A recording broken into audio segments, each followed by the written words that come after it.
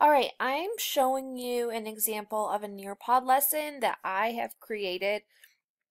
This first one that I'm showing you is something that I purposely overloaded for the instance of this assignment. And as you can see that there's just a lot going on in this on this page.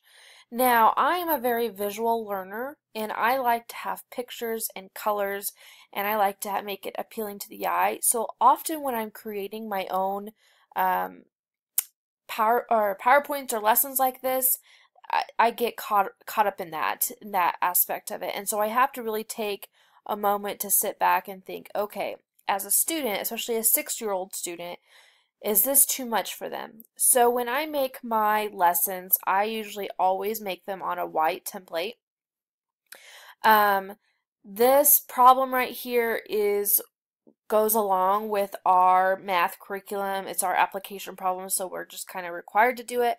I want the kids to be able to see and understand the math problem in a word form, not just a number sentence.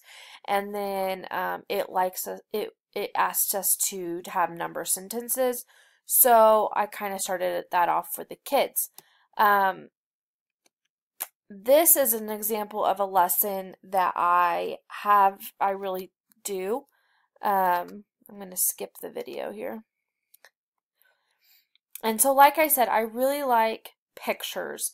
Our math curriculum in first grade, we're really big into tense frames. So just modeling in the picture form that I'm categorizing this and organizing this in a tense frame manner really helps my students be able to see and understand it better and get more in a routine to do it themselves.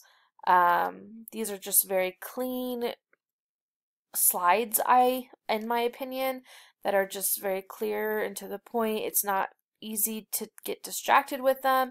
With this app, Nearpod, the kids can write on them so they can cross off, they can draw, they can add on, they can fill in.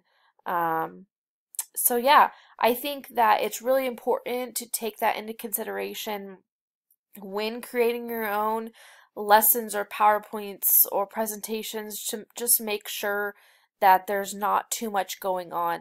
One of my pet peeves is when people read straight from the PowerPoint slide when they're presenting.